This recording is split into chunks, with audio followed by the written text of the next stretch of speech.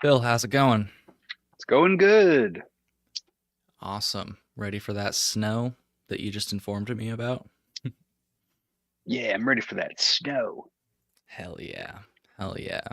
So, we're gonna have an awesome show today. Phil, I wanted to start off the show with some quick hits. Let's go through some news that are just some quick stories, and then I have a crafty way, I think, All of the transitioning. legislative proposals that won't see the light of day.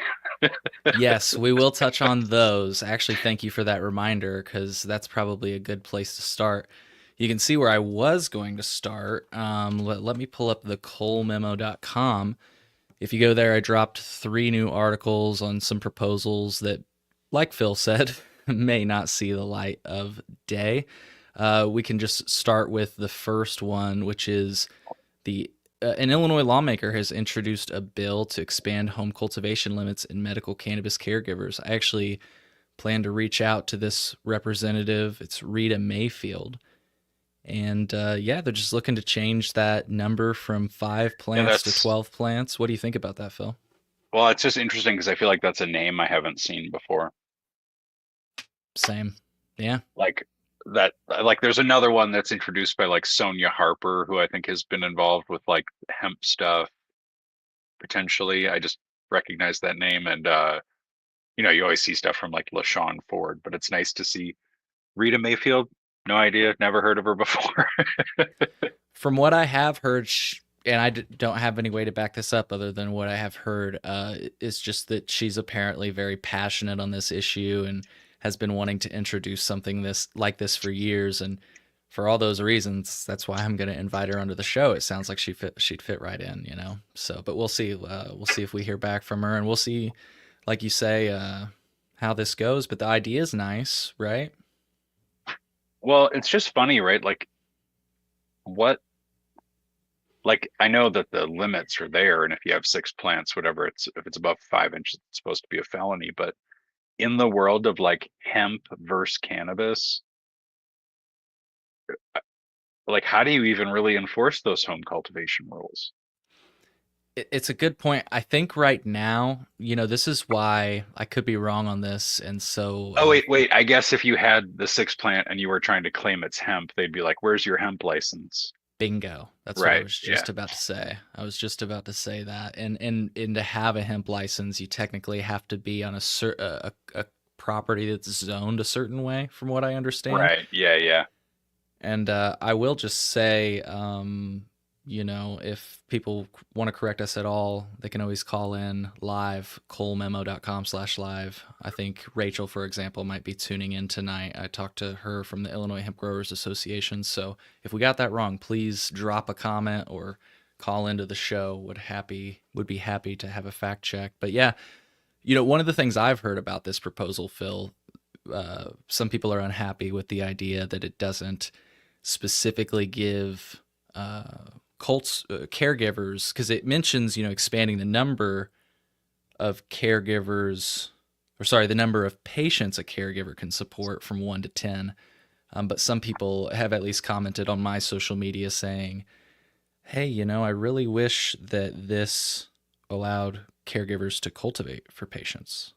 Baby steps, guys. That's right. And that was the other comment I got was, why aren't we allowing everybody to grow?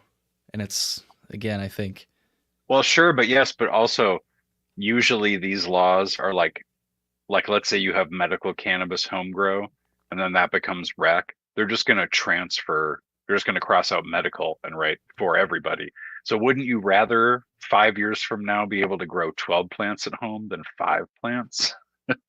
and that's kind of what I was thinking too. Like, imagine if this passes 5 years down the road, and I would hate for it to take that long, but I think it would be much easier to say, look, it is so easy to get a medical card anyways, that, like, why don't we just, and the sky has not fallen, these people have been growing 12 plants, or I guess we've been growing 5 plants for 5 years.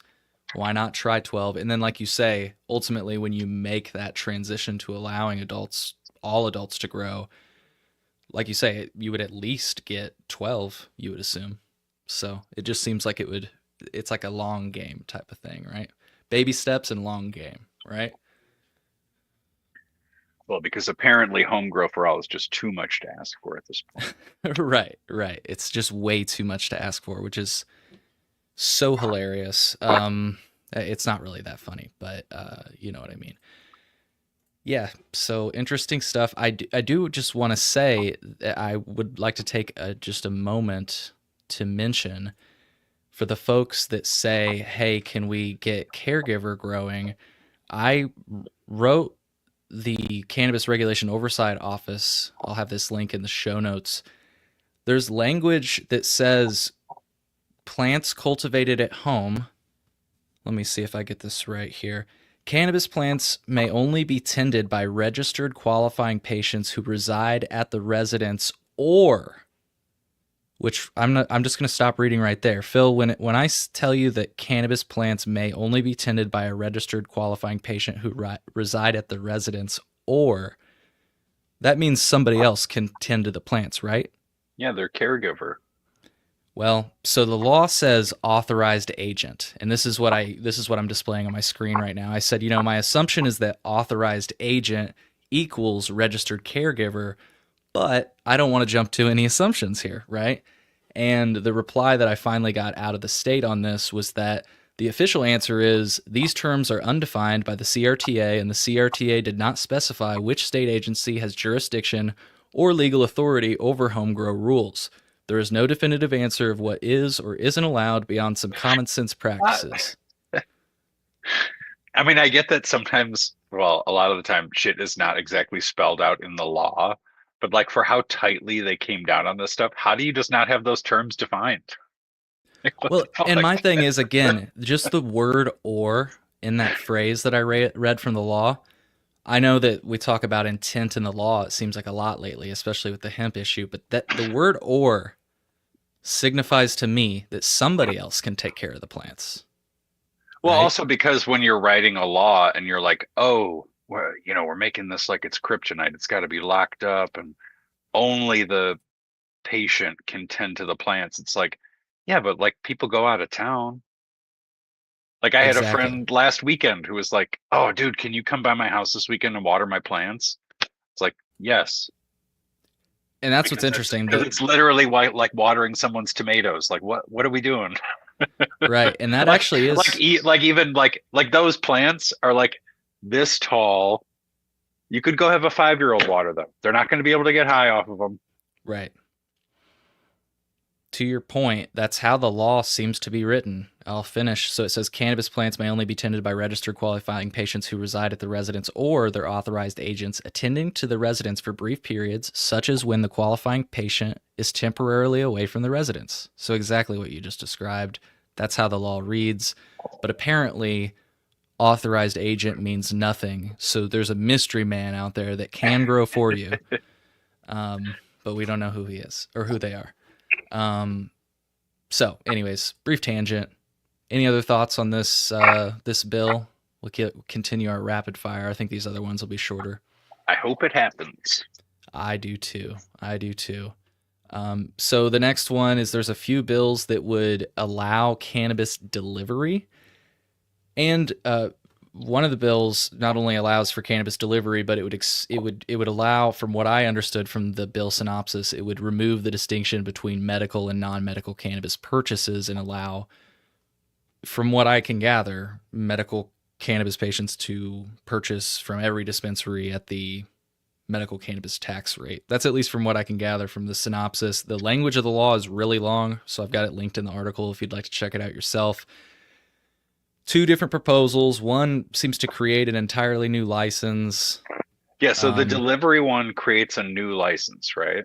yeah, they even Okay. call it the That's Cannabis Delivery License never Act. gonna pass. Yeah, Because those transporters, what the fuck? right, right. Yeah, how do you think they're going to feel about that? And also, watch when these like delivery licenses come out, they're limited. No doubt. No doubt. No, but Hey, but like I literally, as soon as I saw that, and I was like, oh, this is a new license. No, this is never passing because you have a whole constituency of transporters that the state left on the hook. And like they've been trying to like make them whole and get them business. This would be the way to get them business. Mm-hmm. Did Sonia Harper not know that that's not an issue? Yeah, definitely. That's what I think. Yeah, I don't know how that bill is going to progress. I'll just say that. The Bob Morgan bill, there's a lot of language in it. Like I said, check it out. It seems to also allow drive-through and delivery services. So, interesting. I will just say that, agnostic of these two proposals, I believe there's actually, I read in Illinois News Joint, maybe a third proposal that's in the Senate. So these are the two House bills. I believe there's a third proposal in the Senate from Senator Castro. Again, though, agnostic of proposals, Governor Pritzker has previously been asked about the possibility of cannabis delivery in Illinois and has expressed openness to the idea.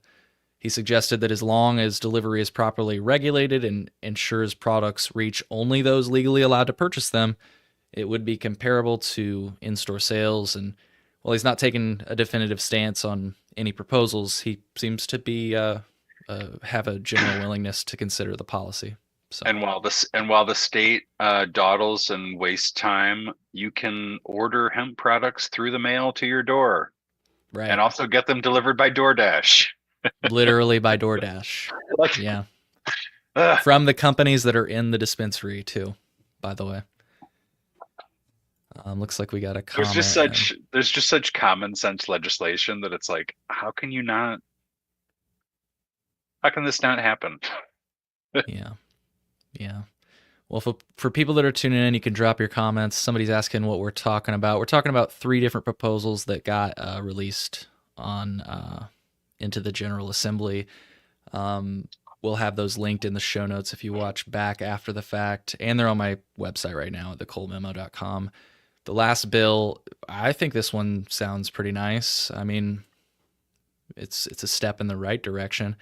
It would change a minor cannabis offense by increasing the possession threshold from 30 grams to 100 grams for expungement eligibility. I believe, I guess, from what this is saying, and it's been a while since I've looked at this, admittedly, but it sounds like if you have been convicted of something over 30 grams, that you might not be eligible for expungement.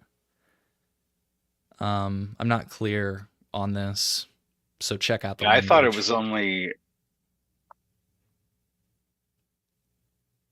I remember I thought it was 500 grams.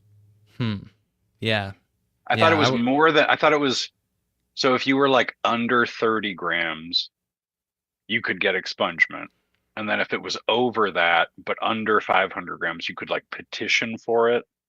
And if it was over 500 grams, you were like, fuck you. Mm, You were a weird weed dealer back in the day. We don't like you. yeah. I think you're right. I think you're right. It was something like that. If those weren't the exact numbers, it was something like that. Yeah.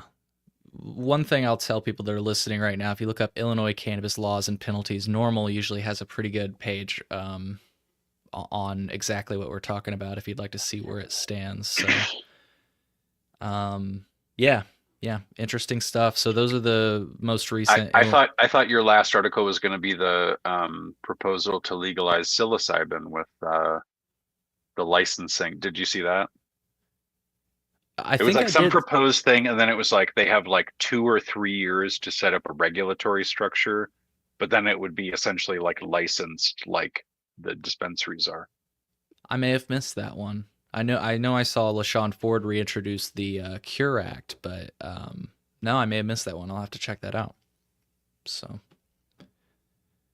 anyways, just Lots of some lots of lots of proposals in these early days of the new session. straight up psilocybin though. That sounds pretty interesting. So, you're saying would it? Were you saying that from what you understood, it would be sold in the dispensaries? No, no, no. Like it would like Oh, set up a similar structure of like you would have these licensed entities. I don't know if it meant it would be like that therapy type of thing also, or if it would just be a place you could like go buy them. mm, But it seemed like they were like implementing it and giving them like 3 years to figure out how they wanted to exactly set that up. So maybe that's the time in which they would decide how they wanted to do that. But gotcha. So like a pilot program, like you. I think that's kind of what you said when you started kind describing of, it. I guess. Interesting. That'll be interesting to watch. I'll have to check that out. So just some quick hits and maybe some lame puns. Then we'll segue to the main story of the day. I've got a pretty neat segue, I think. First of all, Trump's new DEA leader has a just say no stance on marijuana, linking cannabis use to suicide risk and schizophrenia. This is a headline from Kyle Yeager. Today, Tuesday, February 11th, Trump announced that he's nominating Terrence Cole to serve as a DEA administrator in place of the acting administrator. Apparently, he worked 21 years at Virginia's Public Safety and Homeland Security, where his responsibility actually was to oversee the state cannabis control authority. I don't know if that was his only responsibility, but interesting stuff. Apparently, after a visit to CCA's office last year, Cole posted on LinkedIn, "Everybody knows my stance on marijuana after 30 plus years in law enforcement, so don't even ask." For those who aren't familiar with his position on the issue, the post was accompanied by hashtags just say no, hashtag disorders, hashtag not legal for distribution, hashtag health issues, hashtag thin blue line, hashtag back the blue. Whatever the new Cole So memo is. in addition to like all the Nazi symbolism, we're bringing back just say no. Oh man. Oh man. Yeah, I was gonna say make the Yikes. stupid joke that the new Cole memo sounds like it's gonna be pretty lame. Yeah. You get what I'm saying? Even though I think the Attorney General James Cole was the Attorney General, I don't think this guy would be in the It's spot to do that. But I don't know. it's funny. Like I'll see cannabis guys and stock guys. They talk about how they have all this hope for the Trump administration because they're all about tearing down the rules and the regulations and tearing down the stuff that doesn't work. And it's like I somehow feel like one of those things is not going to be cannabis. Yeah, yeah. Like I mean, cannabis is not going to make Elon Musk any more money. So what I think we will see potentially, I don't know. I don't even really have hope for this, but potentially, and I think it's covered in this article, that Trump has in the past tweeted or Truth Social, whatever the hell he uses, support for the idea of rescheduling, which is obviously the most incremental progress. well, was that before or after Biden endorsed it? That was after. Okay. Yep, and that was in the lead up to the vote on Florida's Amendment 3. So he said when he was president, and I'm trying to find it. I swear that it was in here. It says it doesn't appear that Cole has publicly weighed in on the Biden administration initiated marijuana rescheduling proposal, which was also endorsed by Trump on the campaign trail. So that's what I was referencing. Well, hey, someone should really put into his idea if he wanted to one-up Biden, he should just deschedule it. That's what I'm saying. You already started the process with hemp, Trump. Do it the rest of the way. Biden's so lame. You don't want to just reschedule it. Yeah, exactly. Exactly. So I'm about to segue to these last few stories that'll push us right into the main topic for tonight. Just saw a comment came in.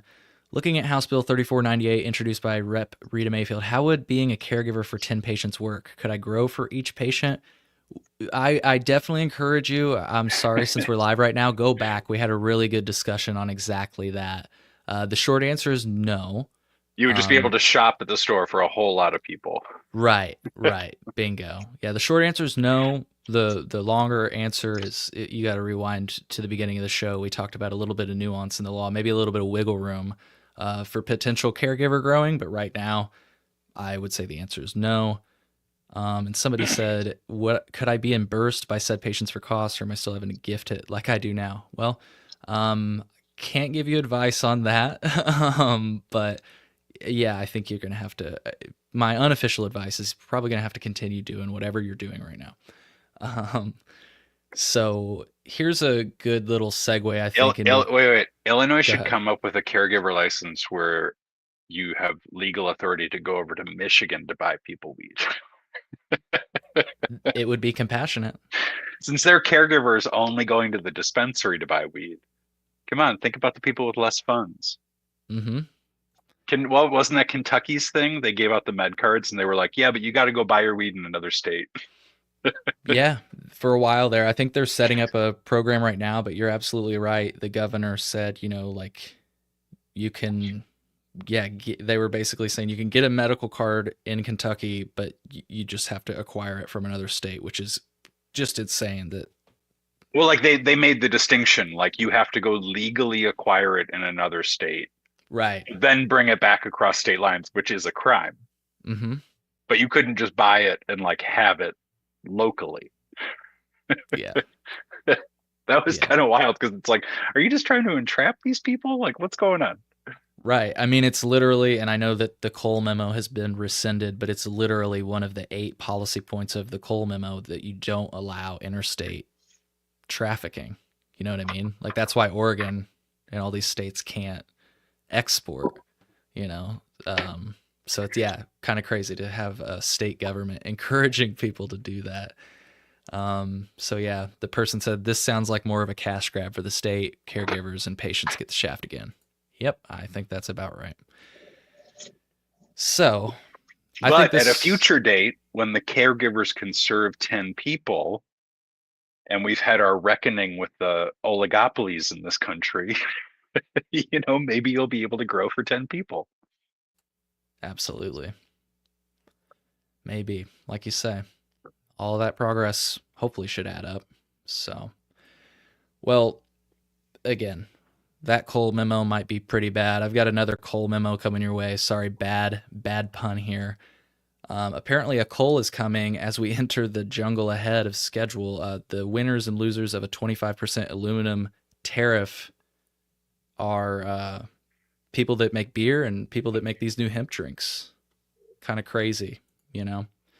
Well, they would be the Um, losers, right? sorry, the losers. Thank you. I read the winners and the losers. Yeah, misread that headline there. Thank you. Yeah, that they would likely be the losers. Um, Apparently at the time of that writing when he made that post the tariffs weren't official. Apparently they're official now. In response, Governor Pritzker is saying Donald Trump is making you pay more for beer so he can give tax breaks to the wealthy. He's reposting the Illinois Craft Brewers Guild, which notably has been pushing for regulation on hemp drinks. And he also just posted a picture of him drinking a beer with the leader of the Illinois Hemp or Illinois Craft Brewers Guild, Scott. Trying to Oh, is remember that his. is that the same guy? Yep, that's the guy. He's been on the show in the past. Now that I think about it, though, I don't Wasn't it think Rod or was it Ray Rod? Stout. That's who it Raced out. is. Yeah. So been on the show in the past, and we're about to watch his testimony actually right here at the top of this show. What we're going to be talking about today is the Chicago City Hall hemp hearing and just a preview of some of the people that showed up. Here's a picture from Cannabis Business Association of Illinois. A lot of these people in the frame of this photo have been on the show in the past. Portia Mittens at the speaker podium there. We haven't had Tiffany yet. Been in contact though. Ambrose, Jackson, Reese Xavier has been on the show. Reese will have a speech we'll watch today. Keely Parnell, he's been on the show. Edie Moore, she's been on the show. So these are some of the cannabis licensees that showed up, and once again, we will be listening to some of their speeches today. Just a quick note before we actually watch that testimony. I saw this article drop. I'll have it in the show notes. I thought a part that was interesting was that and this is from the Chicago Tribune. It's on Yahoo News. I don't know what the hell I did when I pulled up this story, but you can find it on, like I said, I'll have a link in the show notes. In this story, it says several House Democrats were already satisfied with the way social equity protections had played out for marijuana and shared Johnson's concerns about the impact on small businesses. I just think it's interesting. You continue to see reporting of people basically saying, and we'll even see it in some speeches tonight, that people are really, seems like, finally acknowledging the cannabis program has been a failure. Well, it's uh because there's changeover, right? So you have people that didn't have, like, you have people that have been elected to the House that they didn't pass the CRTA. but I'm sure they know a bunch of people who aren't pleased with it. Yeah. So hell yeah, about time. Yeah. Straight up. Well, and that's when I was watching this like city council thing, because like the whole thing in Springfield with the speaker wanting the 60 votes is so they don't have to have like a public discussion about all this stuff, right? Isn't that like kind of like one of the things? Like they don't want to have to rely on Republicans because they don't want to have like a actual hearings about this stuff and talk about it back and forth. And That's what I understand. The way that they're trying to do this is, yeah, you just like bring it up. well, because the caucus meeting was like that's like a private thing. Like we haven't Mhm. heard what was actually said in the caucus meeting, but it seemed like it was rather dramatic, right? So it's just Yeah. like hearing this city council stuff. I'm just like, oh, I would love to hear this at the state level. Right. Right. I would love to hear this at the state level. And that's a thought I want to plant as we start watching this is what you just said was like we have this craving for transparency around the conversation of cannabis. Did I just sum up what you were saying? You're Mhm. looking for a little bit, you want to know what the conversation is, right? There's, conversations about whether or not we're going to go with a cannabis agency or commission.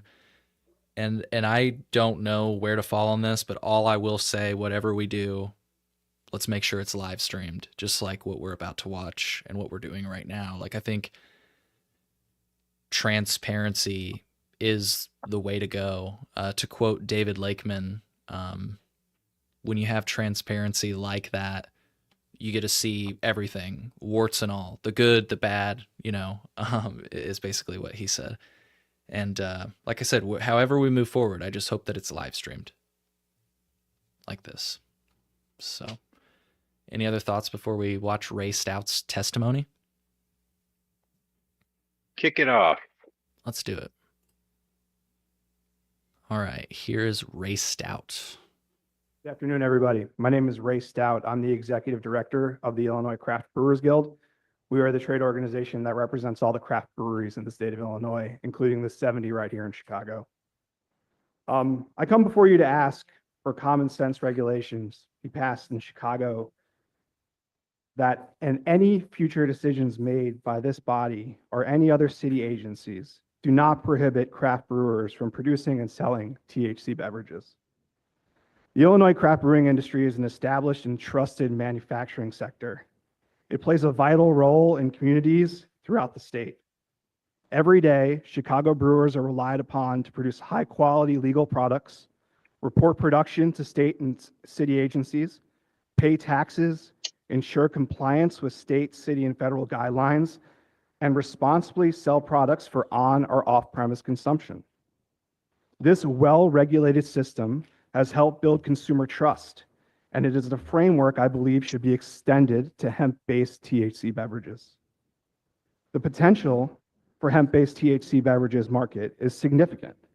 If we look to Minnesota, where regulation structures have been put in place, they saw $1.5 million in tax revenue over the first 2 months of legalization.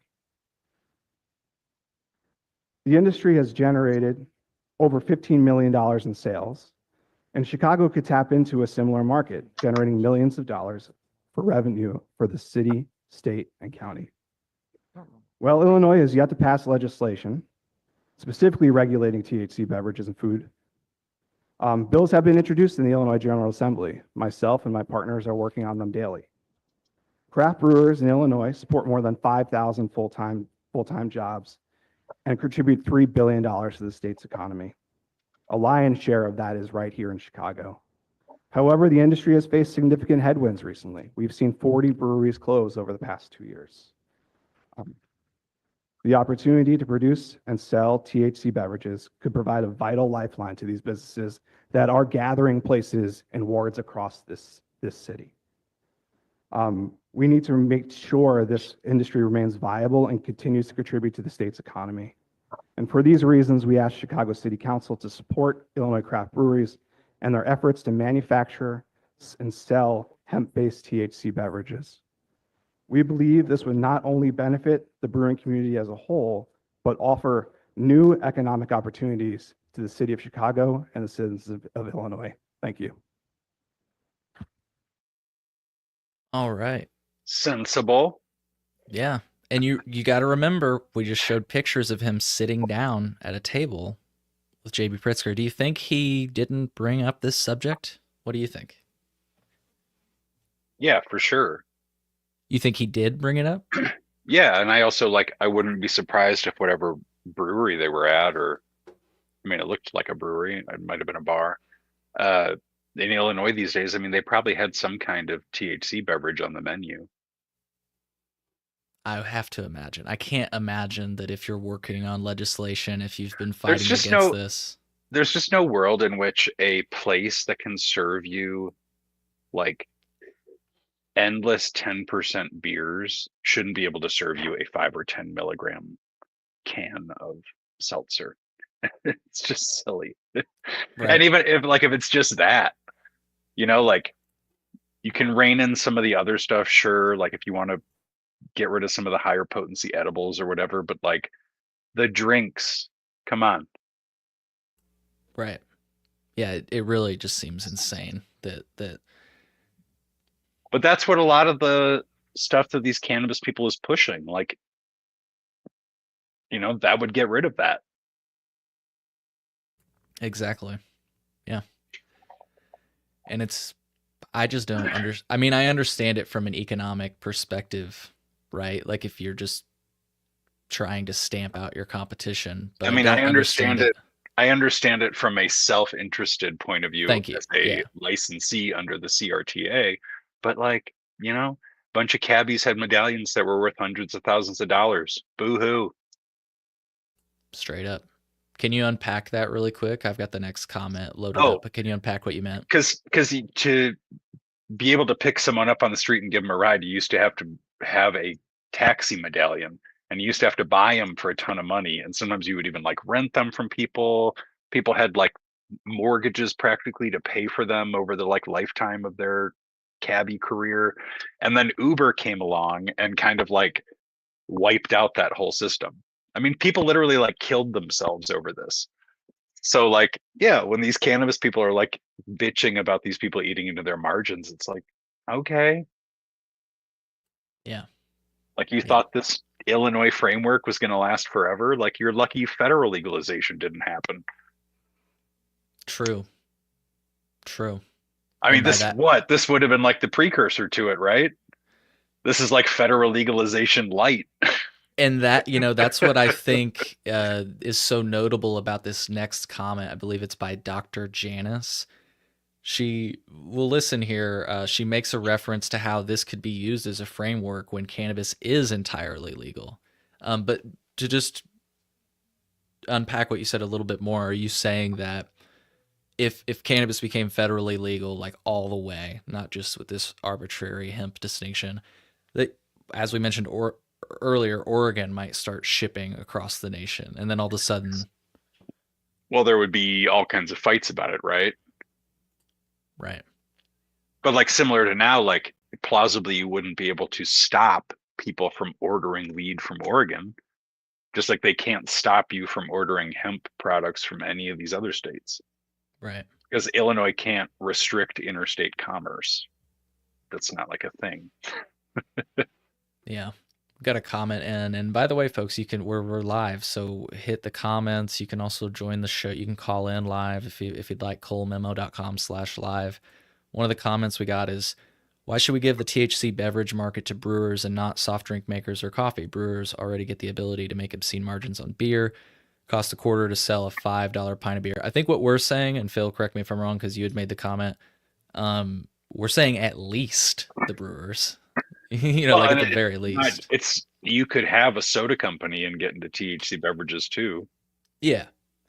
I guess I think maybe the person misunderstood us to say that we should just hand over the hemp drink market only to licensed brewers, and that's not what we're saying. Oh no, just that they should be able to do what they're doing. Yeah, yeah. So, but everyone should also be able to do what they're doing. Bingo. Absolutely. Absolutely. Well, let's listen to this next comment. Like I say, perk your ears for the little comment that I believe this is Dr. Janice makes about a framework for when cannabis is entirely legal. I thought it was notable. My name is Dr. Janice Makala, and I'm a physician with 20 years of experience in geriatrics and hospice and palliative care medicine. Unlike many others here, I am not an owner of a hemp business, nor am I a consumer or even some sort of paid consultant. I am here because I believe in Alderman Hall's proposal. I believe it is the best plan to keep Wait, hemp products Can you pause available it for to a those second? who need them. I was just Yeah. gonna say, she goes, I'm Alderman Hall's mother. That would be hilarious.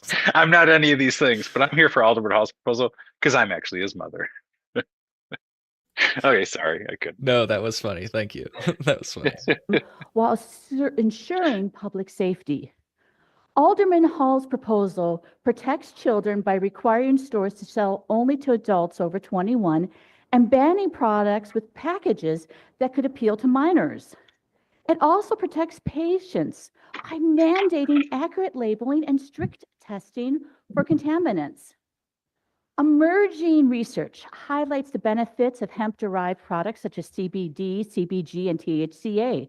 For example, in some recent conferences I've been to for cannabis clinicians, multiple physician experts have recommended using an extract or a tea made from THCA as an option for treating nausea and inflammatory pain, especially in people who could not tolerate the intoxicating effects of THC.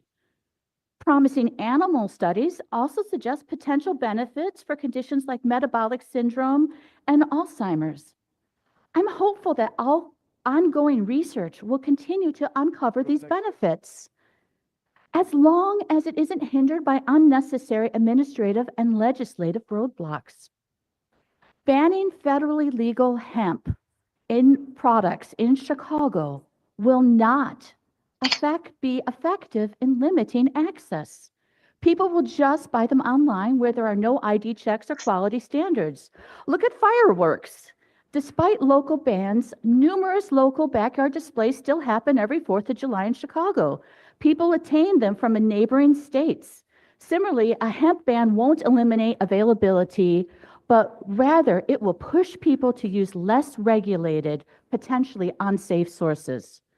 By regulating hemp now, we can protect the public, maintain access for those who need it, and what's more, it will create a regulatory framework that could be used in a future where all cannabis products are federally legal.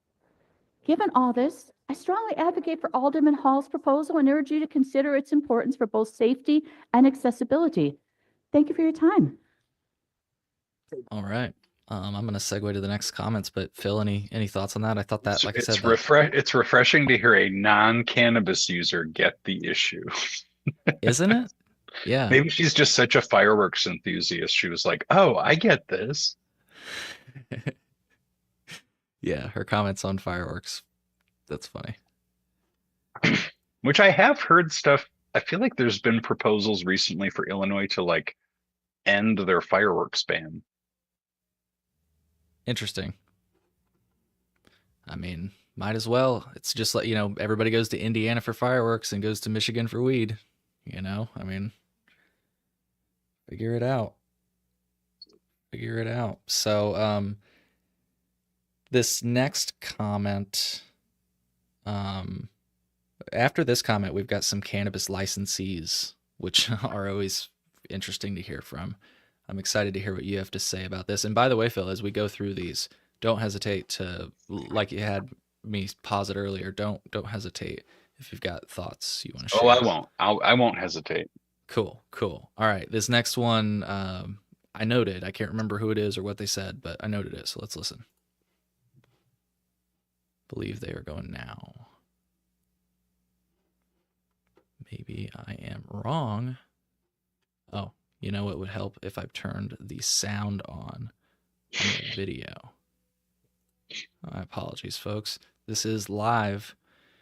Once again, if you're watching live right now, make sure to smash that like button and subscribe if you want to be notified when we're going live next time. liking and subscribing is the best way to support the show. I'll just say. Here we go. Good afternoon. My name is TJ Joshua. I'm a licensed attorney in the state of Illinois and the father of two teenagers, ages 14 and 15. I appreciate the opportunity to speak today in favor of implementing smart, balanced regulations for hemp in our city. I believe this initiative presents an opportunity for safety, fairness, and economic growth. As a parent, the protection of our youth is a top priority for me. Regulating hemp is crucial as it establishes important safeguards such as age restrictions, proper labeling, and rigorous product testing. These measures are essential to prevent access to these products by minors. Implementing a requirement that hemp products be sold only to adults aged 21 and over is a common sense solution that promotes responsible consumption. Moreover, I view this regulation as a significant economic opportunity, partially for communities of color, particularly for communities of color. The current landscape for entering the marijuana industry can be prohibitively restrictive and costly, making it difficult for minorities and people of color to participate. Hemp offers a more accessible pathway for investment and entrepreneurship. By enacting fair and thoughtful regulations, we can empower small businesses and minority entrepreneurs to thrive within this emerging sector. This issue extends beyond mere business interest. It is fundamentally about equity.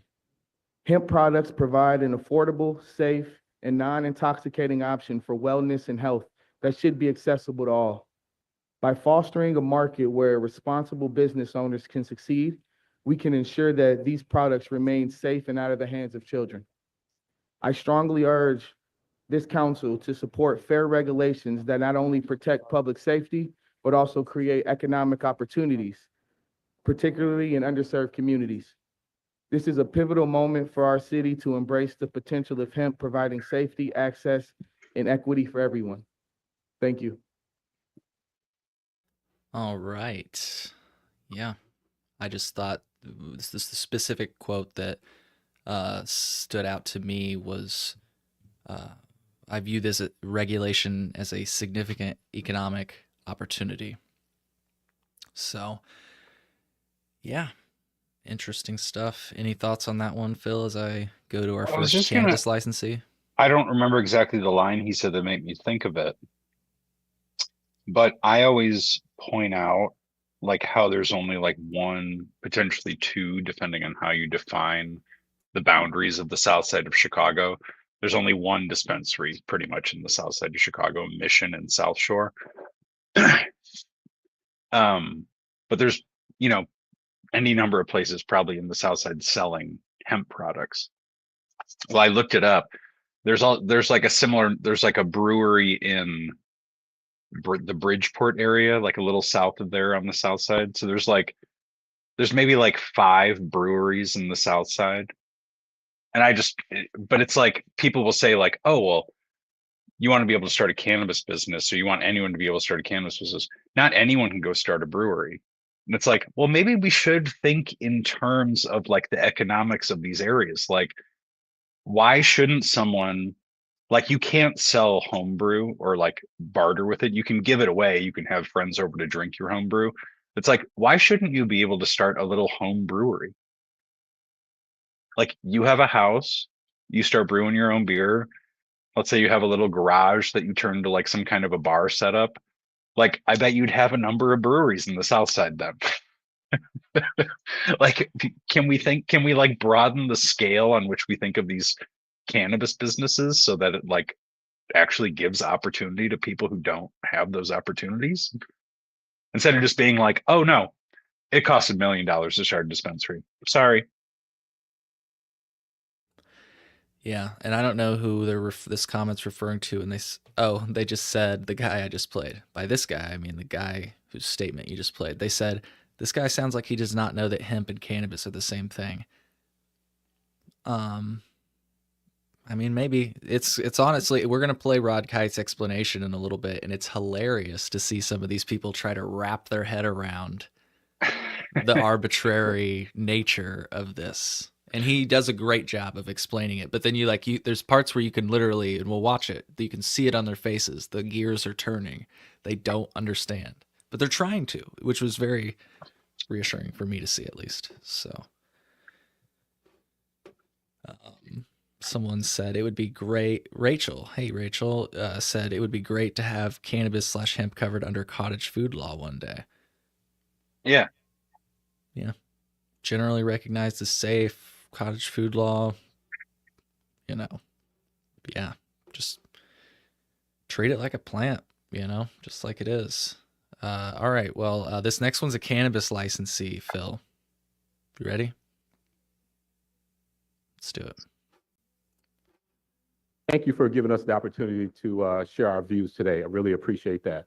I also want to acknowledge the This is Reese Xavier, by the way. He's been on the show in the past. Real Social Equity Cannabis team that's over here. Please stand up, because we are here. Minority-owned cannabis companies are here in Illinois. I just wanted to say, hold on, maybe I can just pull it back. I feel like I talked over his intro a bit, and his intro, the first few words he says are definitely notable. So I'm just rolling the tape back a second. Appreciate that. I also want to acknowledge the Real Social Equity Cannabis team that's over here. I want to acknowledge the real social equity cannabis team that's here.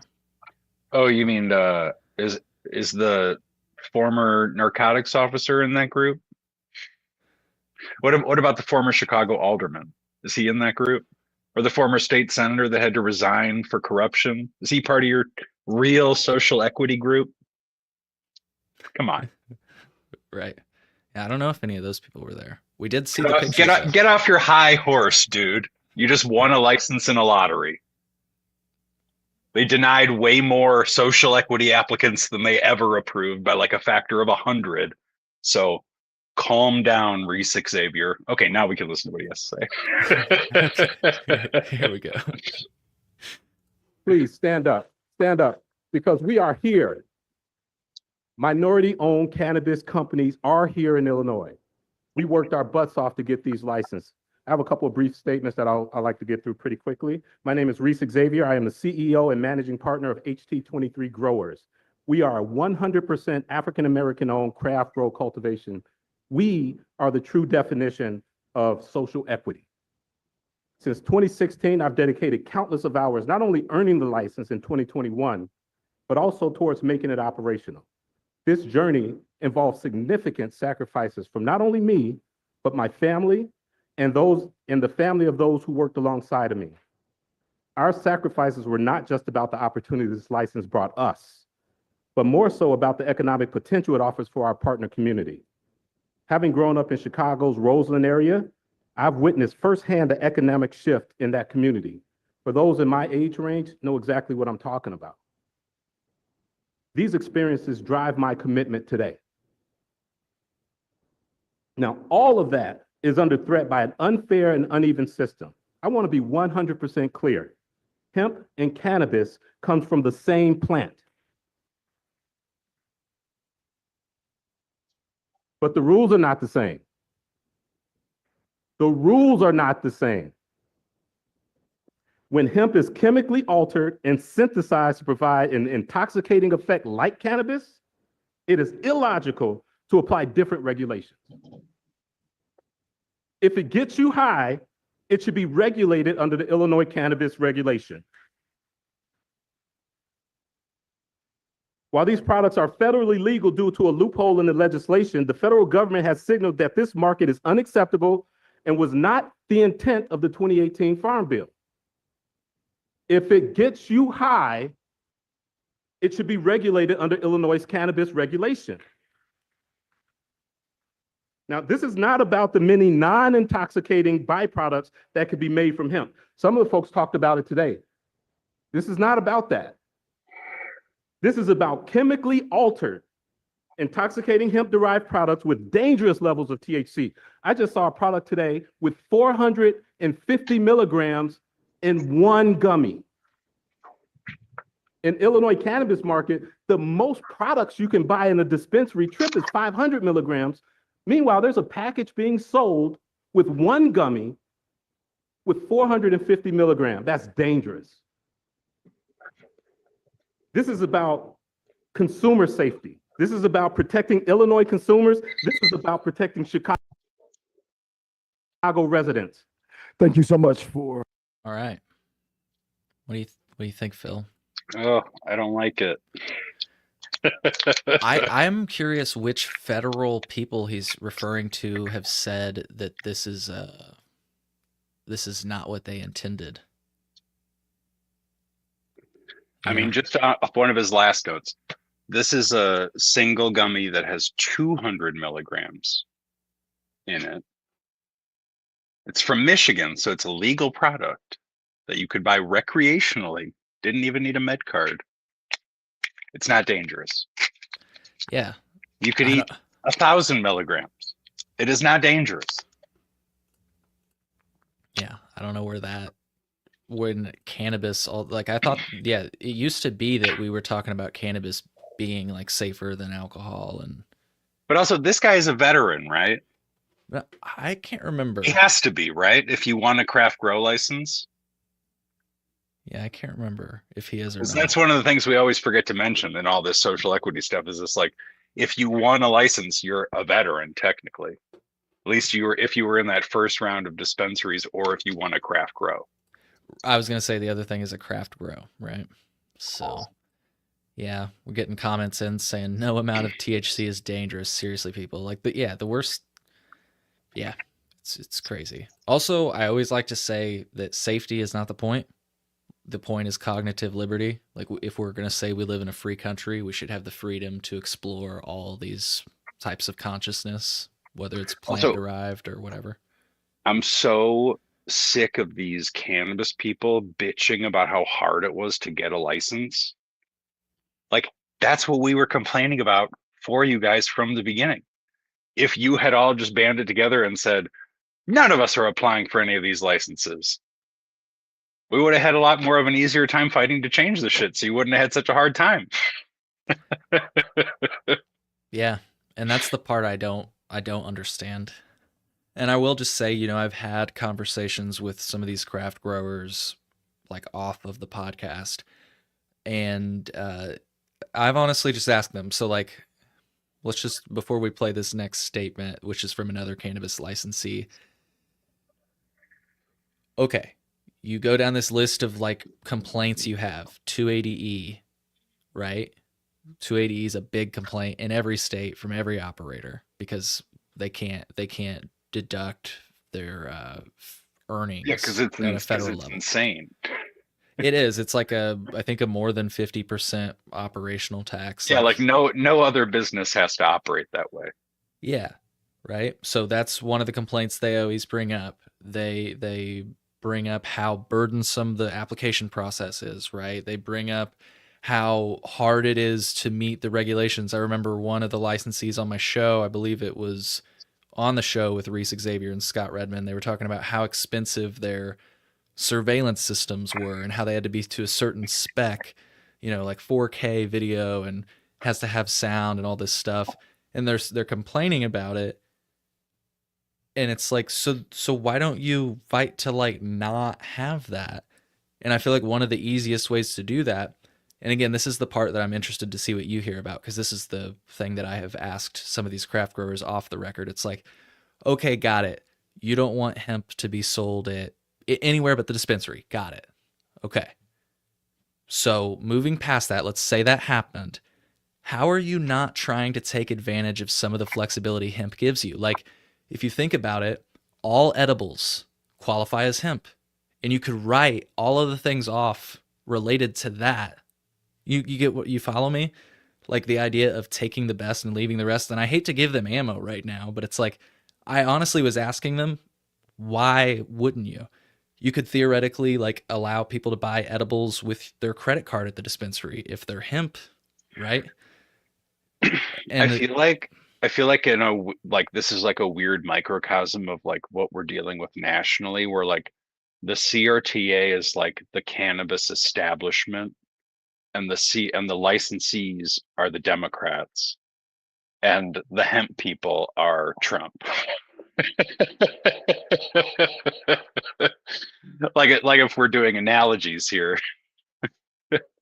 Yeah, So it's unpack like it a little more. and so it's Yeah. like for us, we hate the establishment. We want to tear it down, even if we like some of the things these like cannabis licensees propose or like are in support of it. But it's just like the CRTA licensees are in such a tough spot because what they're defending is just kind of garbage. It doesn't work for people. It doesn't deliver the goods to the customers.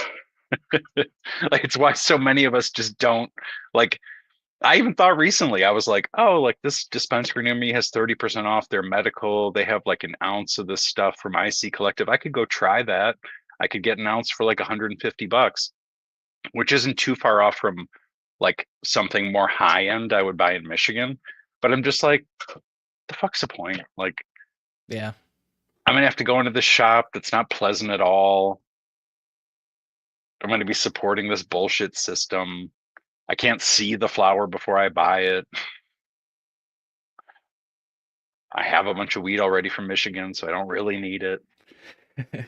Right, right. But sometimes you Yeah. just want something new, you know? So it's like you think about it and it's like, man, they're like that unappealing. They can't even get me to go there just to like try something. Yeah. No, it's honestly depressing to go to a dispensary. It still feels like you're going through TSA. It's like, am I allowed? Sorry, I didn't know if I was allowed to have my belt on still. Like, my bad, you know. Getting a lot of good comments in. I've got another cannabis licensee cocked up, but just wanted to say somebody said they don't care. They're in it for the money. Our state made it that way. Interesting perspective. Somebody said the I other would say problem. all businesses are in it for the money. Just to True. be True. The other problem is food coloring dye in all of our product. What if they're actually using it for nutrients in the plants? I don't know what yeah, that's a scary thought. I don't know exactly what you were referencing in that. Illinois made a profiteering program, but made no provision to make producers donate a portion of their medicine directly to patients. We do that to drug makers in Illinois. Why not cannabis? I didn't even That's know interesting. that. They Please actually make elaborate. them destroy a lot of it. True. If stuff expires and whatnot, don't they like mix it up with cat litter and have to like blend it? Yeah, it sounds like every different place may have like a different but similar protocol. Yeah, they like mix it into soil or cat litter or something like that and put it into this like composting machine because you have to destroy it, right? I mean, I remember feeling bad when I used to work like food service jobs, the amount of food you would throw out. But imagine being that guy that has to mix the weed with the soil. I just feel like, what are we doing? Yeah, it's funny. And the whole thing's on camera too, by the way, because like, Yeah. got to make sure they don't steal it. They probably like have to verify the weight of the flour and the weight of the soil and then the final product weight when they go to throw it out. Yeah, I don't know about that, but I wouldn't be surprised if I that's the wouldn't case. be surprised. Yeah. Well, let's listen to this next cannabis licensee. More stuff to chew on from the cannabis licensees. Hello, City Council. How are you guys today? We came today to support the cannabis. I have dispensaries in Illinois. We also have a cultivation in Rockford. We followed all the CRTA guidelines, while hemp is sold unregulated in smoke shops and liquor stores and convenience stores. I think it's fair that, we set, guidelines and regulations that they follow the same rules that we follow. It's not fair that we have to go through testing. We pay all the taxes on it. We pay a $30,000 dispensary dispensary license renewal every year. We go through all the regulations. We go. I just want to stop for a second and say I was have almost to. just gonna say, could you stop it? Yeah, go ahead, Phil. I was gonna say, cry me a river and bitch about this shit to the fucking state of Illinois. Right. And you Talk don't about how you're not competitive because the This- state has overtaxed you and overregulated you. we have to pay these yearly fees. We have to do this. No, you don't. You can get into hemp, just like a lot of your competitors are. That's the other thing. I mean, we're literally a country that's like questioning and confronting the rule of law. Just tell the state everything you're selling is hemp and refuse to give them your taxes. Yeah, I mean, I don't know why. Yeah, some people are seeing the light. Other people, it's taken a while, I guess. I don't know what's going on with these people. But any other thoughts before I get them going again? No, but it's like you do almost feel bad for that guy or someone who has that mindset, because it's like you could be playing both sides. Like there's other social equity cannabis licensees that are doing hemp too. Like cover your ass, like get into hemp. That's still legal. There's no there's at least no sign in the next 6 months to a year that Illinois is shutting this down. So like you could have been making money on it this whole time. Yeah, yeah. I always wonder if Pride has ever gotten the like if the yeah, if some of them are like quietly doing it while still like kind of railing against it, you know, like getting while the getting is good while trying to shut it down. Like, who Well, they knows? are like what Ambrose with Molly's joint. Thank you for bringing that up. I mean, so for background, thank you for saying that. So it was interesting to see Ambrose Jackson, who's from the 1937 group. He's been on the podcast several times. He's apparently here at this hearing we're watching.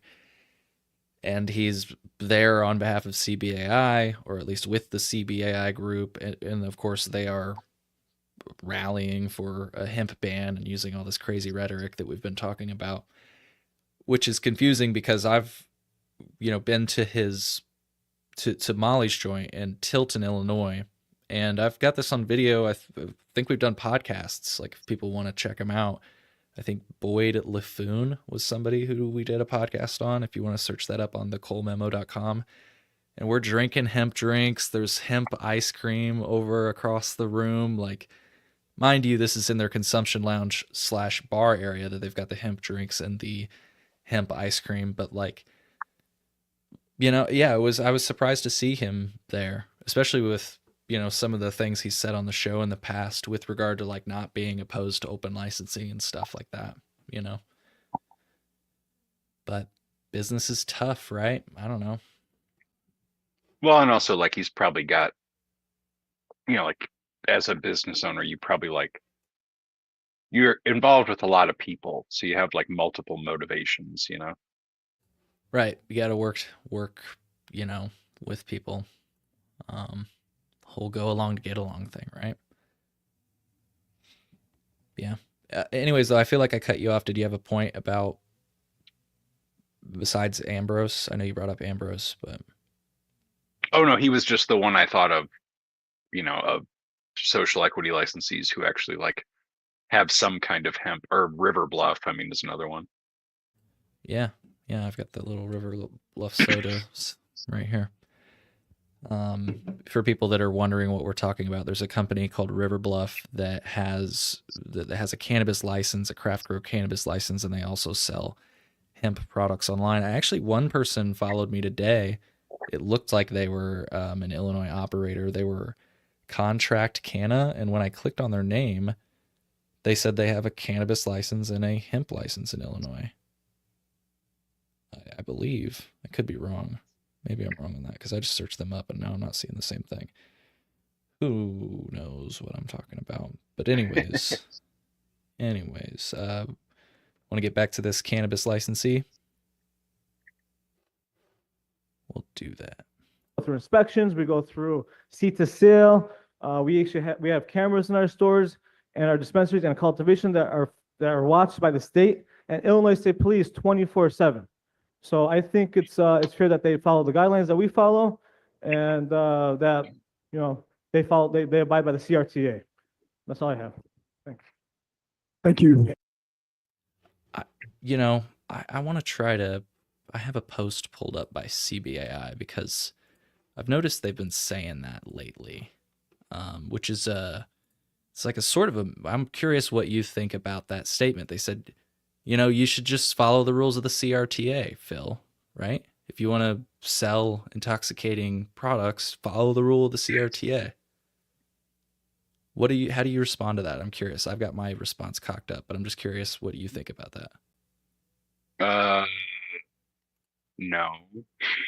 And they say it here too in this post. They say, at the very least, hemp settlers should be subject to the same strict rules imposed on the pot industry. At the very least. At the very least, they should have to follow the CRTA. But this would seem This would suggest. suggest that you can just go out and get a license, right? Thank you. That's right. No, Just go. you can't. Yeah, it would imply that it's like, oh, you just gotta go, like there are open licenses. Like that's why this hemp thing is an issue. Yeah, and you only get a license if like you qualify for the lottery, and then the state selects you as one of the people it wants to buy off with the license, so you don't make too much noise about how this process is all bullshit.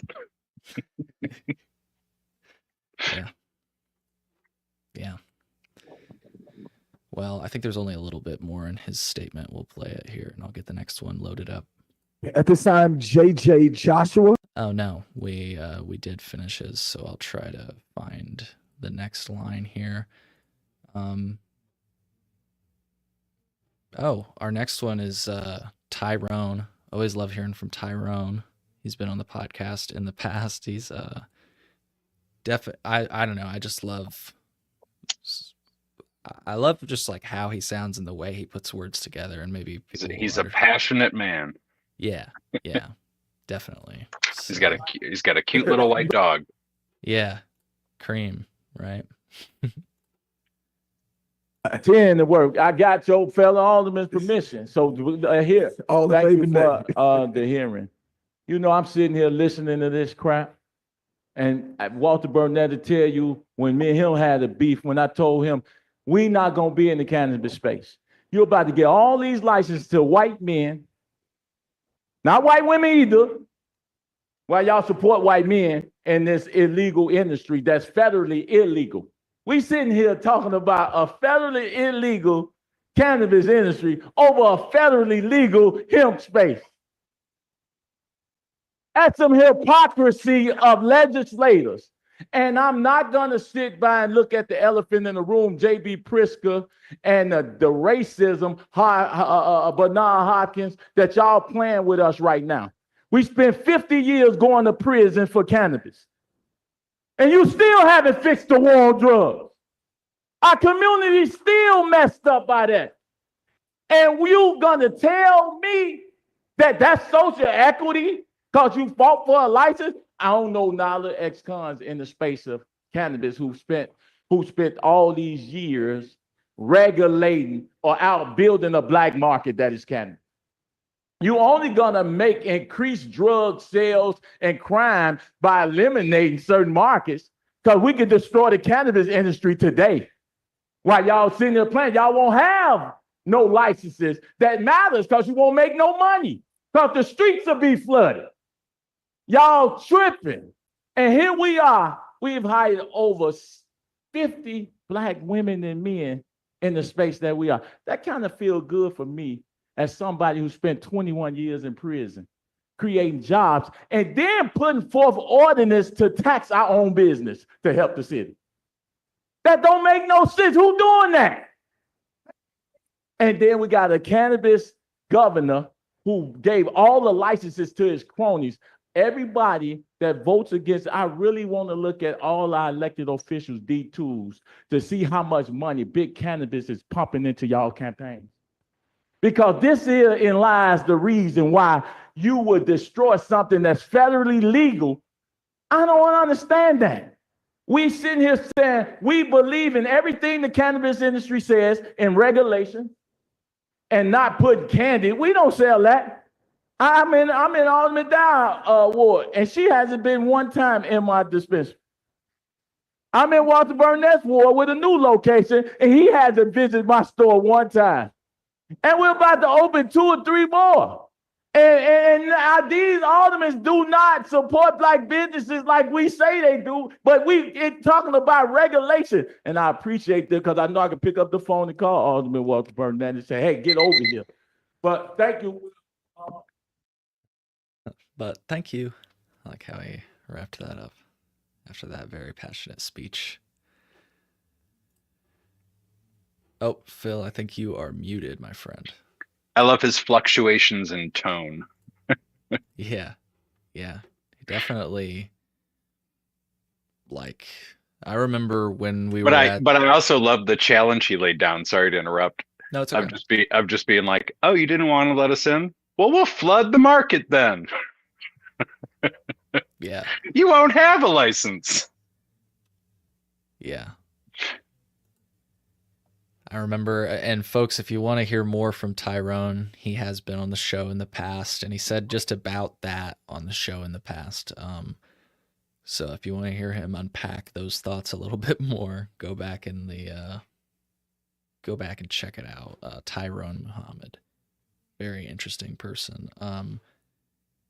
All right, we're getting to the point where we're going to start seeing, and we're sort of wrapping up this hearing here. I'm going to go through a few different points that I thought were really interesting. Yeah, I'll just start with this one. Also, secondly, we want to make sure that there's clarity on what exactly the law is surrounding hemp. And then thirdly, we want to hear from those who are in the industry. What we do know is that, as we've heard, cannabis has gotten things wrong. There's things. I thought that was an interesting statement to start. Again, just, I've not heard these people acknowledge this. No, that's one of the cooler things about this time, right? It's like there are elected officials being like, yeah, we kind of messed this up, right? It's just crazy to see it actually happen, man. Felt like for a while we were like, alone, but I think, like you said, just with time, things change. So, yeah, super interesting stuff. We're about to get into Rod Kite, and then the next one I thought was super interesting was Andrea Holmes talking about synthetic cannabinoids. This is like something that I've been opening the show with every time. I almost wanted to open this show with that, just because I feel like it's the topic that hangs people up. I'm gonna get this person on the show, but you want to watch Rod Kite, Phil? Mm-hmm. Let's do it. Thank you. Hello, my name is Rod Kite, and I'm honored to speak with you all today. By way of a little bit of background, I'm an attorney who represents businesses in the cannabis industry throughout the U.S. and the world. I authored what has become known as the Source Rule, which is widely credited as the primary legal foundation for the contemporary hemp market in cannabinoids and hemp products. I'm the editor and chief writer for the Kite on Cannabis Law blog and author of one of the first books on cannabis business law. I've served on the advisory board for the American Journal of Endocannabinoid Medicine, which is the only peer-reviewed printed medical journal in North America. Additionally, I have been part of the legal teams in several high-profile cases against the DEA and various state agencies regarding hemp. I've drafted and presented cannabis legislation to a foreign head of state, testified to the FDA about CBD and THC, and served as an expert witness in cases involving hemp. I'm here today because Chicago has a unique opportunity to leverage the city's burgeoning hemp industry to support small businesses, protect both children and adult consumers, and to take a proactive role in remedying some of the disastrous effects that the drug wars had on the city's residents. In short, hemp is the future of smart cannabis policy. You may have been told that the hemp industry was built on an unintended legal loophole. That's false. In fact, the opposite is true. In response to the exploding hemp consumer product market that arose in the wake of the 2014 Farm Bill that legalized industrial hemp for the first time in almost a century, Congress expanded the definition of hemp in 2018 to specifically include all of its, quote, derivatives, extracts, cannabinoids, isomers, acids, salts, and salts of isomers, whether growing or not. This comprehensive and specific list of compounds and ingredients only makes sense in the context of a robust consumer product industry. Far from being based on a loophole, the hemp industry has solid footing in what my law professors referred to as the plain language of the law. Unfortunately, the groups that most often use the term loophole to describe the hemp industry are the very groups that lobby for an industry that operates completely outside the bounds of federal law. I'm referring, of course, to the federal illegal marijuana industry. In Illinois, as in many states, the marijuana industry is primarily controlled by a small handful of large corporations. The main reason that the marijuana industry lobbies against the hemp industry is economic. It wants to eliminate an industry that it deems to be a competitor. This war against hemp is occurring throughout the country, and despite the rhetoric you'll hear about safety and robust regulations, both of which the hemp industry supports and promotes, the real issue before you today is one of economics. Namely, Will Chicago's cannabis industry be controlled by a small handful of corporate marijuana conglomerates operating outside the bounds of federal law? Or will it be open to small businesses and minorities operating within the bounds of law while offering consumers a wide array of safe choices? Unlike marijuana, which remains a Schedule I illegal substance under federal law, cannabis, meeting the definition of hemp, is lawful and has been completely removed from the list of controlled substances under both federal and Illinois state law. In 2018, President Trump signed the current version of the Farm Bill, which doubled down on the legal status of hemp as it defined in the 2014 Farm Bill. Recognizing the rapid rise of a hemp industry based on consumer goods, including edibles and inhalables, Congress dropped the industrial moniker and dramatically expanded the definition of hemp to include numerous options for creating a broad array of consumable hemp products.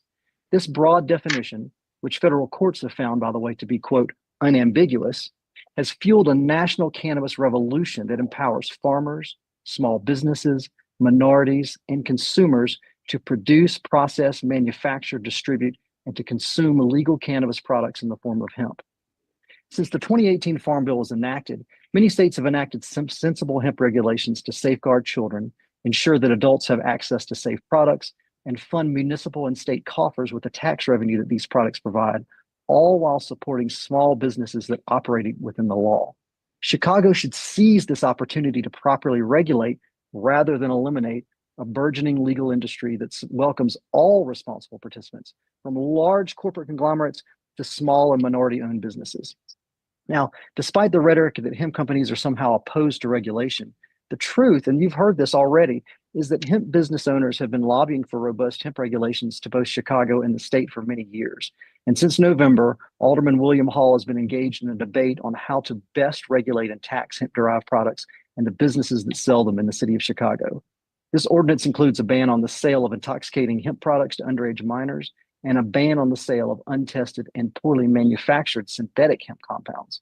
Alderman Hall's approach aligns with hemp industry-supported proposals across the country, which include age verification to ensure that intoxicating products are not sold to minors, quality manufacturing processes so that products are safe, and labeling, packaging, testing, and chain of custody requirements so that adult consumers can make informed decisions about the products they choose to consume. Notably, and this, nothing in Alderman Hall's proposal or the hemp industry's proposal at large restricts marijuana companies from opening their own hemp divisions and competing on a fair playing field. Now, this is a stark contrast to the state of the marijuana industry generally, where most of the licenses go to only a select few of the most well-funded corporations, and where the lip service given to social equity licensees usually belies a system in which minorities actually get the short end of the stick. This is one of the reasons that Illinois is currently being sued by a minority cannabis business. Hemp offers a fair playing field to all. Every industry has bad actors, and the best way to get rid of them is to enact sensible regulations. Banning hemp will simply drive the bad actors and their products underground, where they cannot be regulated or taxed, while eliminating hundreds of law-abiding small businesses. The legitimate hemp industry wants dynamic open markets, appropriate market entry thresholds for all cannabis-related product categories, and fair competition. What the owners of hemp companies don't want is for their businesses to be taken away and the spoils consumed by a small group of well-funded corporate marijuana conglomerates. So in conclusion, the question today is this: will the cannabis market in Chicago be controlled by a small group of large, vertically integrated, federally illegal marijuana corporations, or will it be open to both corporations and to small businesses representing diverse backgrounds and experiences? In a very real sense, this fight pits Wall Street against Main Street. I'm here today on behalf of Main Street, represented in this context by the hemp industry. Thank you for your time, for your consideration. I sincerely hope that you will enact sensible regulations that preserve the city's vibrant hemp industry while protecting its children and consumers. Thank you. Yeah, I think that is. I think that's actually what happened after this, because I believe the I just had this funny, like, stoned thought when I was watching this. It's like, and I've thought this before, and it might have been after I heard Rod Kite talk before, but it's like someone inserted that provision in the Farm Bill in like a Jack Herrera sense. We're talking about hemp, right? to be like, the emperor has no clothes. All of these regulations, these rules, all this stuff, this licensing, it's all bullshit. You don't need any of it. Yeah. Like, that's what I want to believe. Can I make sure I'm understanding you? Are you saying that like when this, because he, as he described it, he took on the talking point that this is a loophole, and he said no. And in 2014, you had the industrial farm bill, but in 2018, they doubled down on the legal status of hemp and actually added like cannabinoids, isomers of cannabinoids, salts, and a host of other. All of these things are consumable. Is the point? And is your point that like whenever that happened and somebody did that, because again the talking point is this is a loophole, all they thought they were doing is making, you know, lotion for your grandma's knee. You're saying somebody was in the room and going like, shh, this lingo we snuck in is fucking, it's perfect because it basically allows you to like, Yeah, it's gonna sell weed. assure. Yeah, it's gonna like assure a free open market for cannabis outside of the strict overregulation of like the stuff these states had been setting up. Yeah, I'd like to believe that too. That'd be, and whoever that is, I bet they're so cool. You know. Yeah, has to be. Yeah, they have to be super chill. It's probably like a group of people. Like, yeah. Anyways, to round out that thought, I love. We find out it was actually one of the Koch brothers that inserted that provision. Yeah, exactly. Who knows, you know? But yeah, I just thought I like that idea too because that's effectively what it's done, you know. And he took on that talking point as well. He said like something to the effect of one of the first lessons you learn in law school is that intent of the law is irrelevant. It's clear language. You know. Well, yeah, I guess, right? I mean, and we're very familiar with that because we sit here and we read the CRTA, and the first few words are that in the interest of allowing law enforcement to focus on violent and property crime, blah, blah, blah, the General Assembly finds cannabis should be legal. So you would think by the way that that opens and says that the intent of the law was to get law enforcement completely removed from cannabis. Yeah, right. But what does the intent matter? It doesn't say that.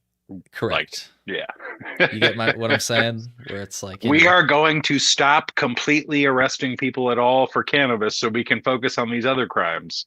There shall be no cannabis charges under the law anymore. Yeah. You know, it would have been something like that if they had really meant it, I guess. Mm-hmm. So if people didn't, as we segue to the questions for Rod, which I think are pretty funny, I just totally lost my train of thought as I was segueing to that. Questions for Rod? Questions for Rod. What were we talking about before that, though? Other stuff. Yeah, exactly. That's it's gone. It's okay, though. Yeah, questions for Rod. I've got this queued up. I also realize we're getting sort of late here, so we can try to wrap up soon if that.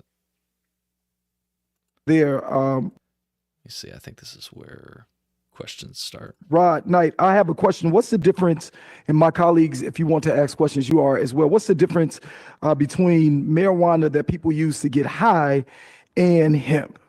Rod, could you answer that question? Sure, absolutely. Well, what we're talking about is cannabis, right? Cannabis is a botanical term under federal law, and it's divided into hemp, which is not a controlled substance, and marijuana, which is. And the sole distinction between the two is the concentration of one compound, delta-9 THC. If the delta-9 THC concentration exceeds 0.3%, then it is marijuana. If it does not exceed 0.3%, then it's hemp. So just by definition, hemp contains lower concentrations of delta-9 THC. Thank you. Anyone have any questions? Alderman Irvin?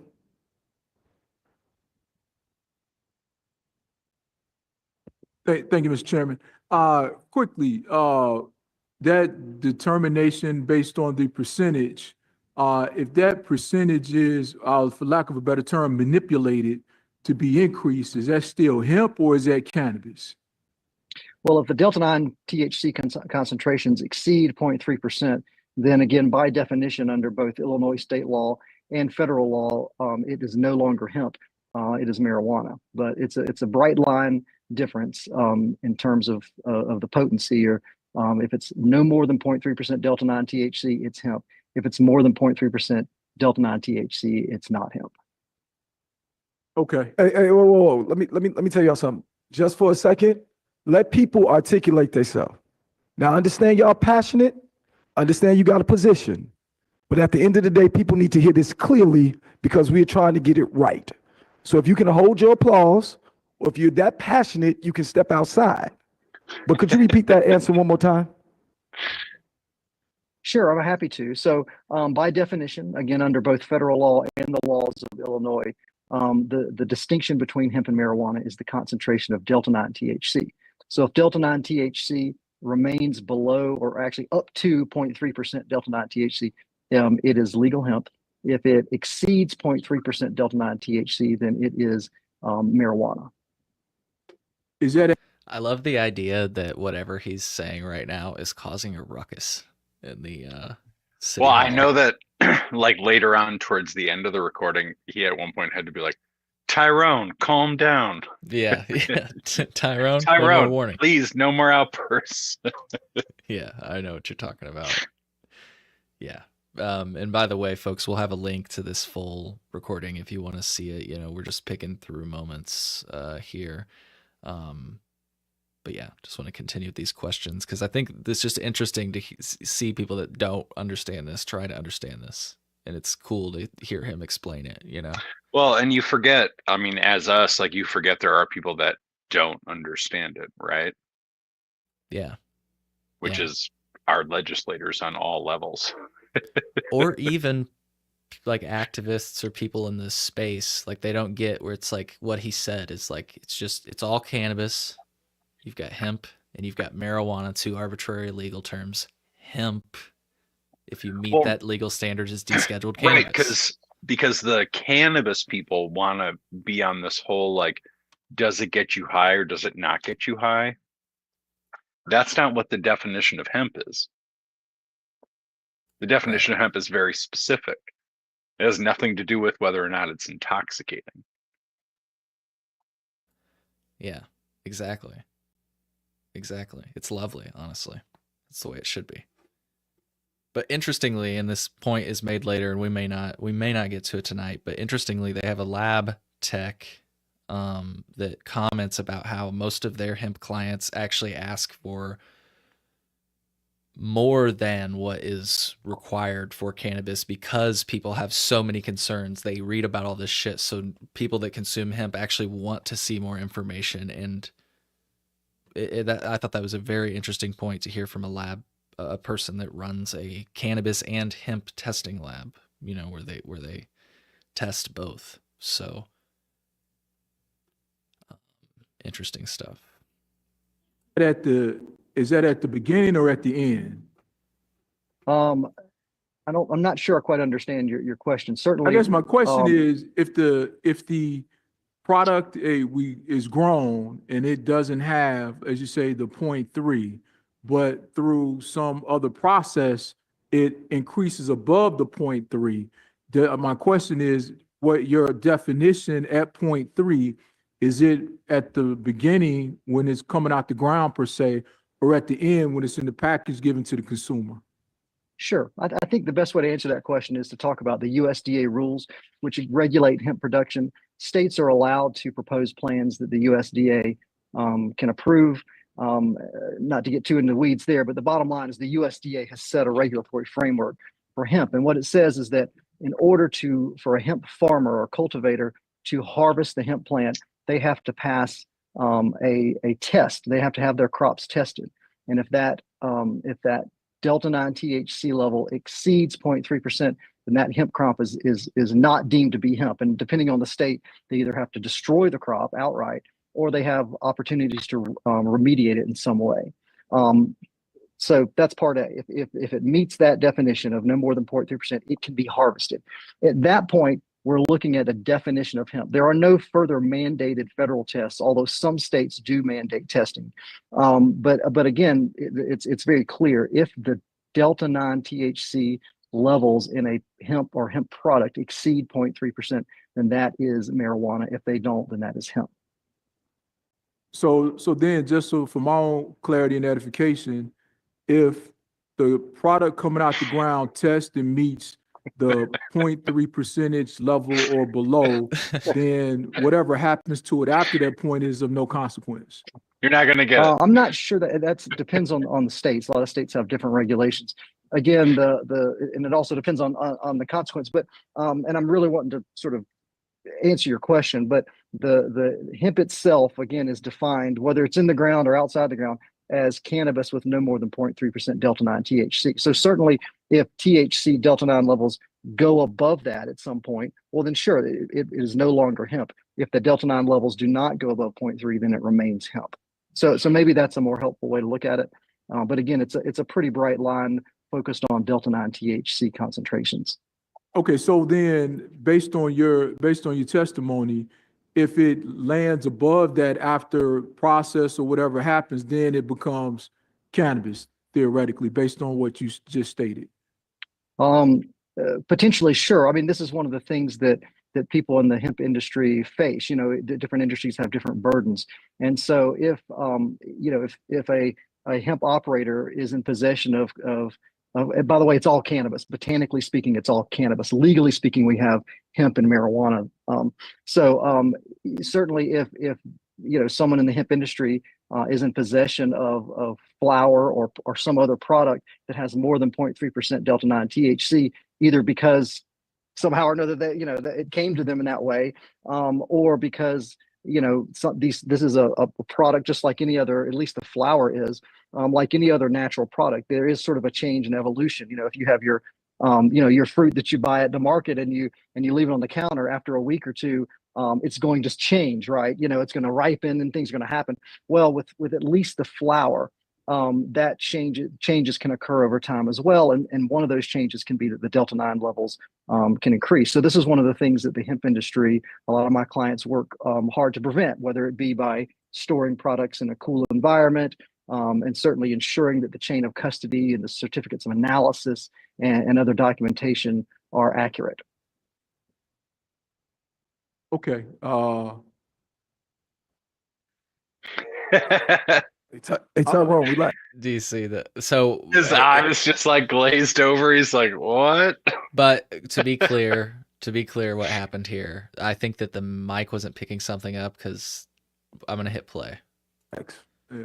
So Oh, he said Tyrone, but I think that was the part where Tyrone had his outburst. So it may have been a mixture of mulling it over, but yeah, it definitely looked like he was totally confused at that point. So, well, again, I'll encourage people to check out the rest of those questions. They continue for about 6 more minutes. So I wanted to skip to the synthetic cannabinoid part, unless Phil, you wanted to keep watching questions. Like I said, there's about 6. No.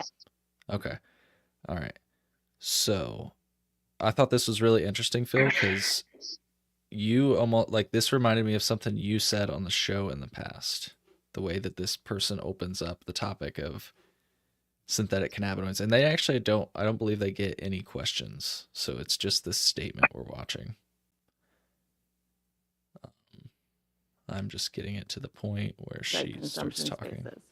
Thank you so much, both commissioners. All right, we're getting ready to now shift this conversation to deal with testing.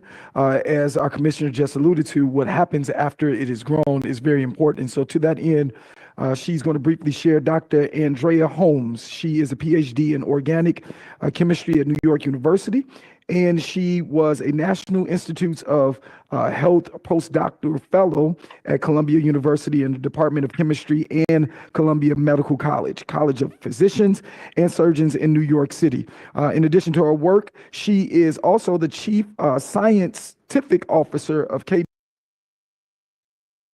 I just muted that for a second. Norway, the UK. Didn't mean to, but this is a very long introduction. I thought it was just about to start. My apologies. He's going to give a brief presentation, and then after her, we're going to hear from the home team, the Commissioner of Public Health, as well as our Okay, she is about to come up. Here we go. by those who I will introduce after this presentation in front of me. So Dr. Holmes, please share whatever it is that you want to share. Good afternoon, the city of Chicago. My name is Dr. Andrea Holmes, and actually today I serve as a subject matter expert on synthetic cannabinoids and not on the testing part. However, I am able to answer questions about testing if there are some questions coming up about that, but I was specifically asked to give subject matter expertise on synthetic cannabinoids. Just to expand a little bit on the introduction, thank you very much for this very generous introduction. I am a tenured professor in Nebraska with a PhD in organic chemistry. I'm also the lead author of 2 cannabis textbooks and many peer-reviewed journal articles, including articles on the pharmacology of cannabinoids.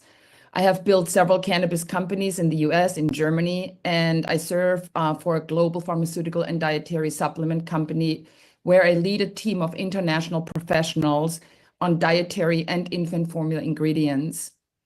I also co-own 3 hemp dispensaries in Lincoln, Nebraska. I believe that my credentials and professional background allow me to offer an objective scientific opinion on science on synthetic versus natural cannabinoids.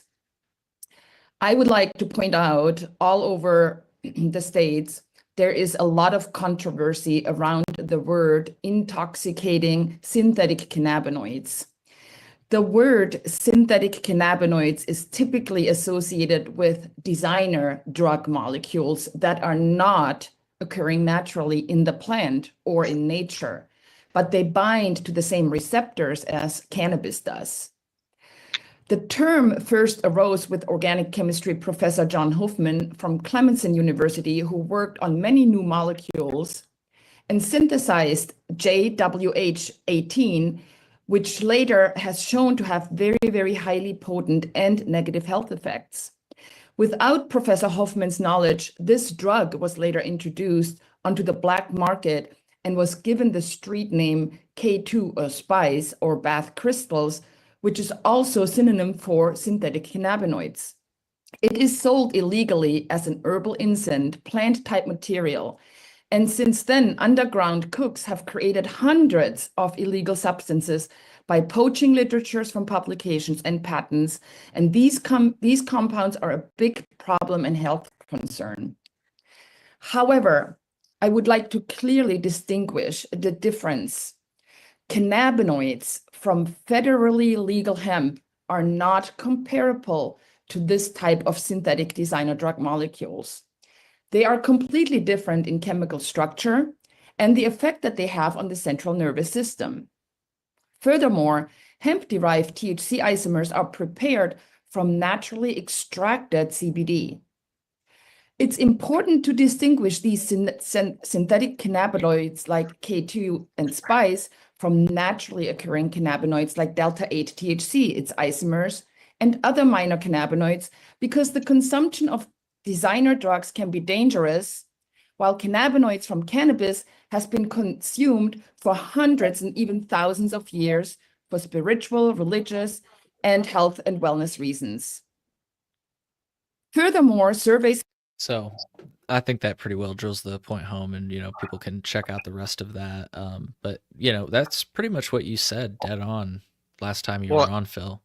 I think we've talked about that with Chris and Rachel from the Hemp Brewers Association too. Is it's like they just glom on that word synthetic and designer because it is so scary, and it's like, no, it's like all of these are naturally occurring cannabinoids.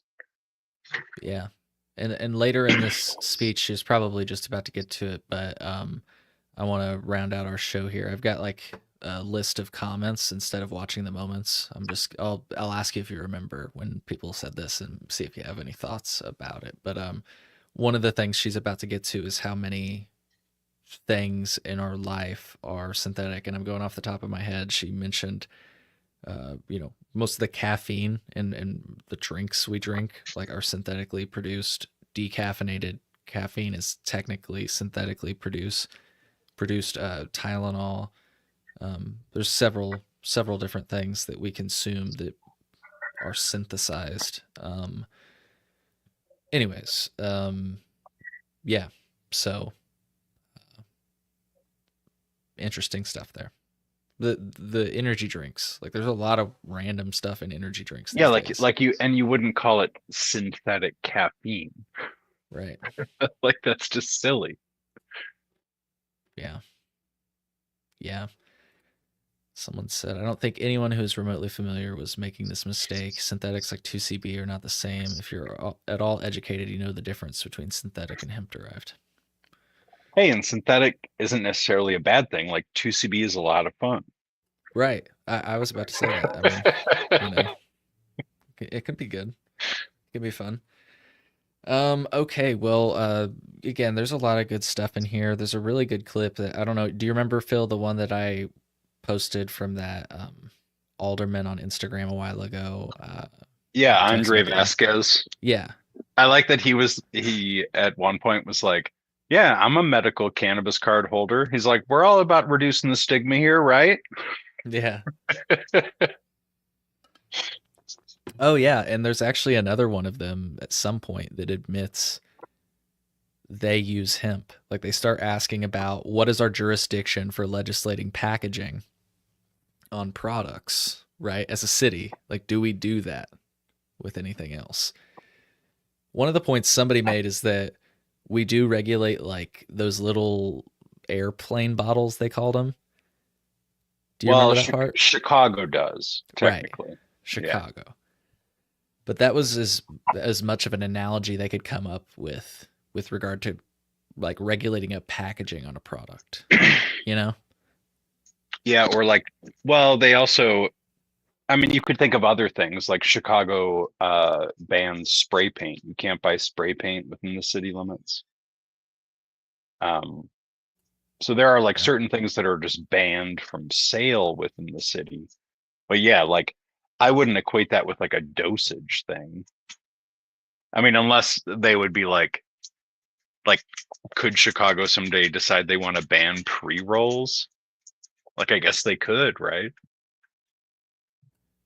Yeah, I guess. I mean, they kind of decided, if I'm not mistaken, to not allow consumption lounges. You know, you don't see those in like Chicago proper, right? So, which that's up to a, you know, local, they can make that decision, but that's an example, right? Someone said flavored vapes are banned in Chicago. I didn't know that. I think I had heard that. Yeah. So, but after asking that question, when the person asked what's their jurisdiction for legislating packaging on hemp, the person asking the questions admits they said the hemp drinks. You know, so it was kind of interesting to hear like just a person. There was a question about how we regulate. Oh, go ahead. I'm just gonna say, like, and that's like the best thing we can hope for is like that there's just gonna be more and more cannabis users in legislative bodies in the future who are like, no, guys, this is silly. Why are we doing this like this? Yeah. But, you know, that's like annoyingly far off. Right. I agree. Yeah. There's a interesting question about how we regulate swishers. Do you remember that part where they talk about like? I do remember someone bringing that up, but I'm not familiar. Well, he was just like generally asking like, how do they? I think he used swishers as an example, but how do you regulate like tobacco? Like what are we doing for like other products? Like what does the city do? And somebody specifically asked, what does Chicago's tobacco enforcement team look like? Do you remember that part? Yes, I don't remember what they said though. I think they literally said it's like a total of 6 people, but like 2 people like that do the inspections, which seems like a small... and like it's almost like a secret shopper thing, right? Like you're sending someone in there to see if they're checking for your ID or... Yeah. Yeah. And they said, I believe, if my memory's correct, they said that they go to every tobacco license shop like once a year. Everyone. Yet, from what I hear from the cannabis operators, it seems like they're there like twice a week. Yeah, true. Yeah. Yeah, I thought there was an interesting comment that one of the Alder people made. They mentioned how they said something to the effect of how at least 6 distributors are distributing hemp. Like distributors within the city, because like that's how these breweries or whatever, like some of the breweries are doing self, like liquor distributors. Yes, correct. Yeah. Yep. That's what I meant. Yeah. Yeah, and honestly, I mean, there's no law like. It's interesting that it's gone that route because there's not like a law requiring that those beverages go to those distributors or go through those distributors. Right. Like alcohol, it has to go through a distributor. You can't just like sell your alcohol to a bar or a place, right. And wouldn't you imagine that a distributor that has started distributing hemp drinks wouldn't want to stop? I mean, if they're making money. Yeah. Well, yeah. I mean, I think that's why this conversation is still ongoing. This would have been shut down like last year if there weren't enough people making money off of it. Yeah, that's fair. That's probably super true. And I like to see it ongoing. Yeah, it is definitely an interesting show. You know what I mean? Like, yeah, like you started this whole thing off with. I wish there was more of things like this to watch on, cannabis in Illinois. Oh, the debates they were having? Well, yeah, just the idea of like open, transparent, like city hall conversations. Like how should we regulate this? And people like get the opportunity like just to get up and like talk for 3 minutes, like, and then you have like subject the only matter experts. And just hearing criticism of the CRTA or the way things exist, like the only piece of any evidence of criticism there was for a long time was Carol Layman standing up when they passed the thing. Yep. But now you have people being like, yeah, I don't know. And you have people leaving Democratic caucus meetings in tears, which makes you wonder what they were saying. Yeah. Yeah. I can't remember what I was listening to the other day. But yeah, they made a similar statement. Like what could the regulators have said to have generated such like fervor in the room? Like where people are pointing at each other and people are crying. Even something like calling it the most socially equitable cannabis industry in the country could be triggering for some people, I would imagine. Yeah. Yeah. Well, I will just say it's going to be interesting to see how this whole thing goes forward. Yeah. I mean, you would just have to imagine you're not going to see anything happen this year. Well, did you tune into that phone call the other night, like listening to like the bigger picture, the budget, what it's going to be like in Illinois? I'm not even going to sit here and pretend like I understood most of anything. It just all sounded like bad news. Well, yeah, like there's like a lot of other stuff to worry about. Mm-hmm. And that's what Chicago Tribune reporter Jeremy Gorner said when he joined me on the last time. He was like, hemp is a low priority issue in the scope of Springfield right now. Like with the looming budget deficit and apparently like, yeah, it's not looking, the future of Illinois from what I keep hearing is not looking good. And it doesn't even sound like it's like a Republican talking point. It's not like something that's being like aired on Fox News, like Illinois is going down. It's like literally Illinois Democrats being like, things are not looking good, for Illinois. Yeah. I mean, they'll figure it out. Yeah. Just declare bankruptcy or something. Something. Who knows? Well, Phil, they'll declare bankruptcy and then we can get those cannabis taxes lowered. I don't know. I don't see the cannabis taxes lowering anytime soon. Somebody asked in the chat, the Instagram chat, just really quick before we go, I want to make sure I don't ignore these chats. The question is, what does remediation look like if it does land above that within a hemp company? It's a good question. I don't know what does remediation look like? At some point in the testimony, they were talking about if it's over the 0.3, can you remediate it to like be lower or whatever? Yeah, I don't know what that would look like, but it's a good question. I feel like it would almost be like diluting it. Like if there's too much here, let's like spread it out. I don't know. You know what I mean? But I add don't know more what that gummy. means. Right, add more gummy. Now that's literally kind of what I was thinking. So, well, cool. Yeah, Phil, thanks for hanging out on the podcast tonight, talking all this hemp stuff. And again, people that are listening right now and want to watch that whole hearing, if you really enjoyed what we showed tonight, there's much more. I'll put that link in the show notes. You can watch all 2.5 hours of it. Yeah, it's good stuff. Very fun. There's a lot of, people participated. There's a lot of cross questions and all that stuff. Wish we had the time tonight, but it is getting late. So for folks that are watching live and want to check out the links, I'll put them in the show notes after the fact. And for folks that are listening after the fact, check out the show notes for links to all of the stories that we discussed tonight. And Phil, happy Tuesday. I hope you enjoy the rest of your week. If people are in Illinois, I guess it's going to snow. So yep. Stay warm. Happy snowstorm eve. Yeah, exactly. Stay safe, everybody. All right.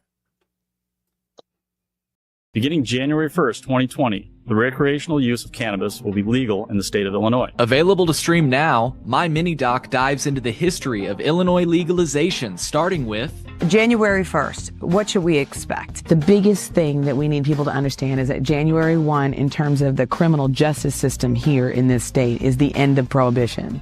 See how Illinois missed its chance at real cannabis reform with key failures, including the fact that the program includes regulation on possession limits. So people can still be arrested for a possession. And I want to highlight that in its first year of legalized recreational marijuana in the state of Illinois, they arrested 3 times as many black people for possession than any other race. We've run into so much cannabis, we've run out of places to put it. I have represented people and taken their cases through the court system who got charged with more serious crimes only because the police said that they smoked cannabis. And not because the police said you have illegal cannabis, or not because you have too much cannabis, or not because you're high on cannabis, but because I can smell it and that's it. Attorney goes, he understands that he can't be smoking and his cannabis flower shouldn't be open. And I was like, I'd like to say for the record that I was not smoking and my flower was not open. So that's where we're at right now in Illinois, and I hope it changes. Start watching now at colememo.com/minidoc.